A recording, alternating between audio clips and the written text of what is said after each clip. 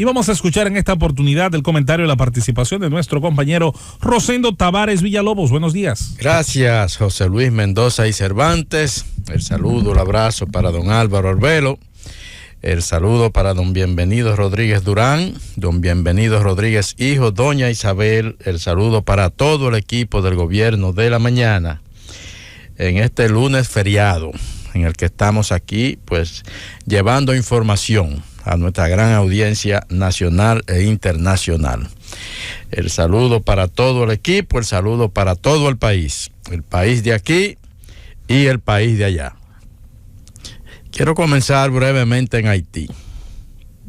Yo pensaba que tú ibas a comenzar con Brasil. Atacado a tiros. Yo pensaba que tú ibas a comenzar en Brasil, porque cuando pensamos eso. Cuando estábamos analizando eso es para el que tema ustedes de vean Brasil, que no necesariamente ustedes me adivinan a mí. A raíz de la toma de posesión yo de soy Lula, un hombre imprevisible. donde advertimos aquí el peligro que representaba todo el bolsonarismo en Brasil, donde cuando te dijimos a ti que la policía estaba bajo el control de un sector, y tú dijiste, no, la policía no va a hacer nada. No. Pero usted no me está diciendo a mí nada que no se haya dicho aquí. No, minimizaste. Porque yo siempre dije, minimizaste. Mira, yo yo voy a hablar de Brasil. Pero no ahora.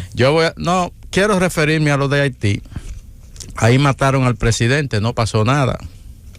Ayer le entraron a tiro al presidente del Senado, Joseph Lambert.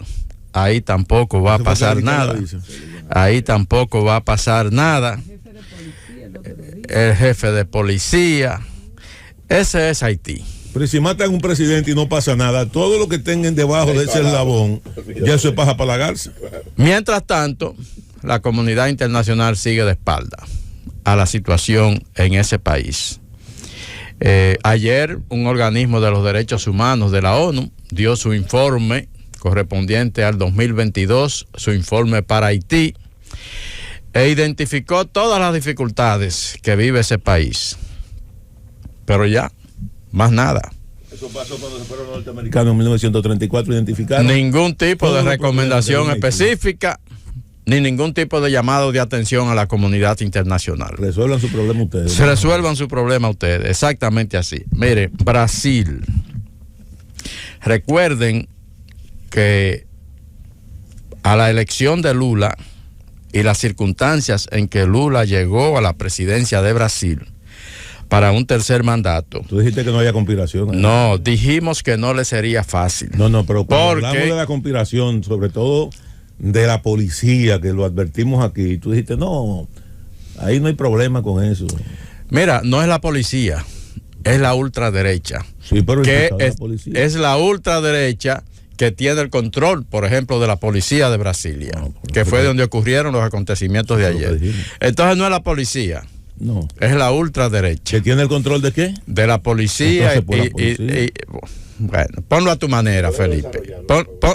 Ponlo a... y en ningún caso, aunque puede ser muy grave, la policía no da golpes de Estado. Sí. Lo da en todo caso las Fuerzas Armadas. O no recuerdo ninguno que haya dado la policía. No depende, porque si tú eres el encargado de tener el control y el orden, y va una multitud de gente para el palacio, y tú en vez de controlar a la gente que va para el palacio, lo que hace es que la apoya porque tú y le abre la puerta, entonces eso sucede porque tú no tienes un jefe de la policía, un gobernador que se encargue de que eso no suceda. Pero eso fueron los mismos que retuvieron todas las caravanas que iban a votar por Lula en la zona. Eso fue lo que pasó.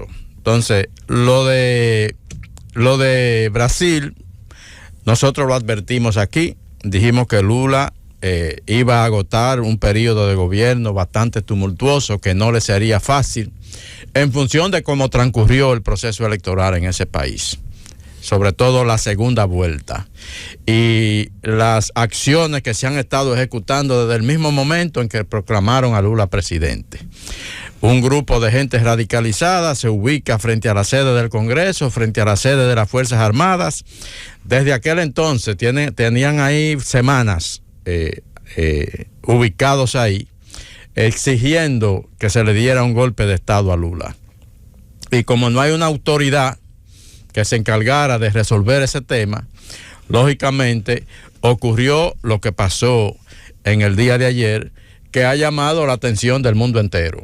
Inmediatamente ayer respondió prácticamente el mundo entero, sobre todo Latinoamérica, hay que decirlo. El presidente Luis Abinader, a propósito, déjame buscarlo aquí, la reacción del presidente Abinader, porque no la vi reseñada en los diarios internacionales que hablaban de la reacción de los diferentes presidentes de la América Latina. Y el presidente Abinader reaccionó ayer. Casi inmediatamente ocurrieron los hechos en Brasil.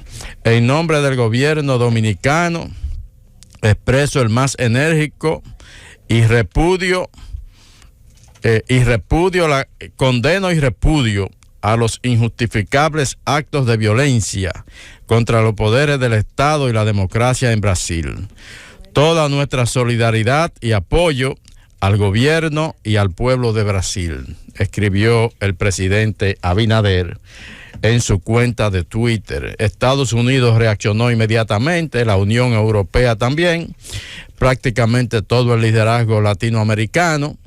En definitiva, un gran apoyo para el gobierno de Luis Ignacio Lula da Silva, de la comunidad internacional, porque esto no se trató evidentemente de una protesta, ni de una protesta o cualquier otro tipo de cosa que no fuera evidentemente un intento de golpe de Estado. Eso fue lo que ocurrió ayer en Brasil. Hordas de radicalizados bolsonaristas, así se les identifica desde Brasil, no lo estoy diciendo yo, así se les identifica desde Brasil.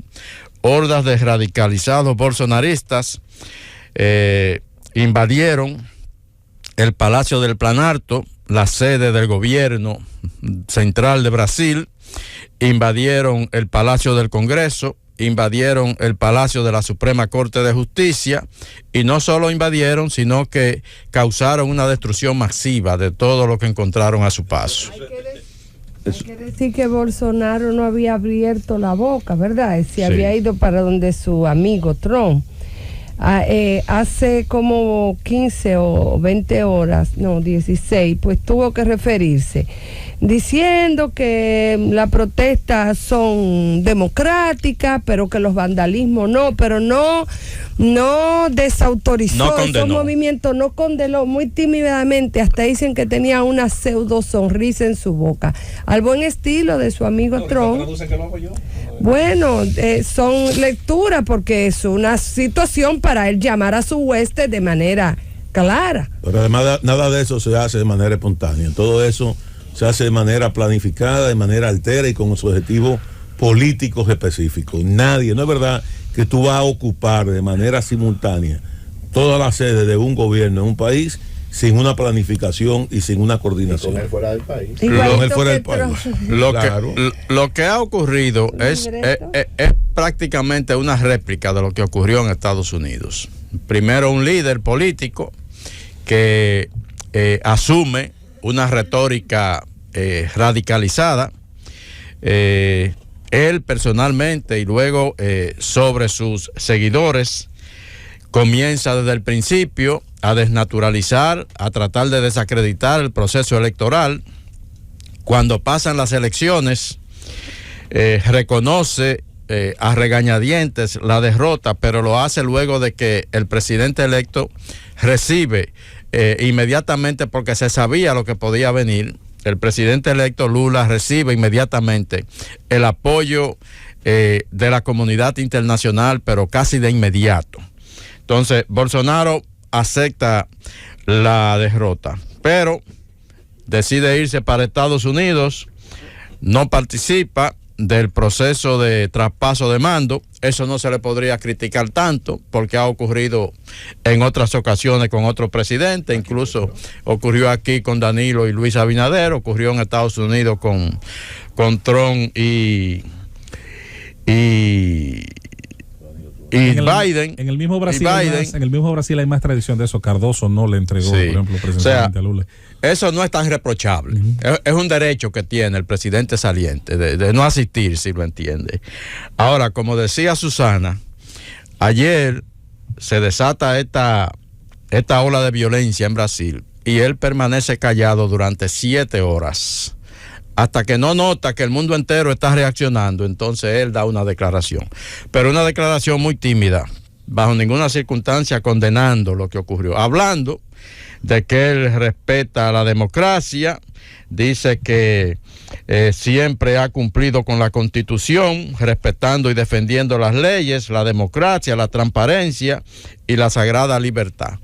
Pero ahí mismo también, de alguna manera, quiere hacer un símil entre lo que ocurrió ayer y protestas que se desarrollaron durante su gestión gubernamental, sobre todo en el año de 2017, donde dice él que fueron protestas patrocinadas por la izquierda y que eso es un derecho que tiene la gente de protestar pacíficamente. Pero la protesta de ayer no fue pacífica, ni tampoco fue una protesta. Lo de ayer fue un intento de golpe de Estado, y así lo ha asumido definitivamente la comunidad internacional. Ya hay algunas decisiones que se han tomado. Por ejemplo, la Corte Suprema de Brasil decidió anoche mismo la suspensión del gobernador de Brasilia, Ibanez Rocha. Lo responsabilizan de no haber cumplido con las responsabilidades que les competían. Y se le acusa básicamente, sí, adelante. ¿Sabes qué imagen se repitió? Me pareció muy curiosa. La del mismo individuo de la toma del Capitolio con los cuernos de búfalo y las plumas idénticos. Por eso a mí me pareció también un poquito artificial, pero vamos a ver qué pasa más adelante con las investigaciones. Entonces, la suspensión por 90 días del gobernador de Brasilia, dice que esto es con una primera medida de respuesta al asalto a los edificios, los edificios que representan principalmente la democracia brasileña. La suspensión por 90 días, dice que a causa de ser un aliado de Jair Bolsonaro y de no tomar las medidas necesarias para detener lo que evidentemente se trató de un intento de golpe de Estado. El Supremo indicó que la escalada violenta contra la sede de los tres poderes solo podía ocurrir, y aquí es donde está la razón de la suspensión, solo podía ocurrir con la anuencia y hasta la participación efectiva de las autoridades competentes, que no hicieron nada y que por el contrario facilitaron el acceso a las tres edificaciones. Lula, por su parte, emitió anoche también un decreto ordenando la intervención federal en el área de seguridad pública del Distrito Federal, dígase Brasilia, la capital de Brasil, intervención federal hasta el 31 de enero del 2023. En otras palabras, el gobierno central está tomando el control de Brasilia y lo está haciendo porque definitivamente las autoridades de la capital brasileña, sus principales funcionarios están políticamente comprometidos con Jair Bolsonaro, y se entiende que entonces la situación tiene que ser tomada en control debido a esos hechos. Bolsonaro, como lo decíamos, habló 7 horas después del ataque, pero no dejó bajo ninguna circunstancia una declaración de condena a los acontecimientos, sino que de alguna manera trató de buscarle alguna justificación a los mismos. La verdad es que Brasil está en una situación muy difícil. Esto no va a terminar con lo que ocurrió ayer. Esa situación de rechazo a la elección de Lula como presidente va a continuar, porque esa gente está sumamente radicalizada y sobre todo en las principales ciudades brasileñas, en los principales estados de Brasil, persiste una situación de, podríamos decir, supervisión de elementos que están muy ligados al bolsonarismo y que de alguna manera, bueno, pues van acorde con las ideas y los preceptos del expresidente de ese país. ¡Llévatelo, Cundo!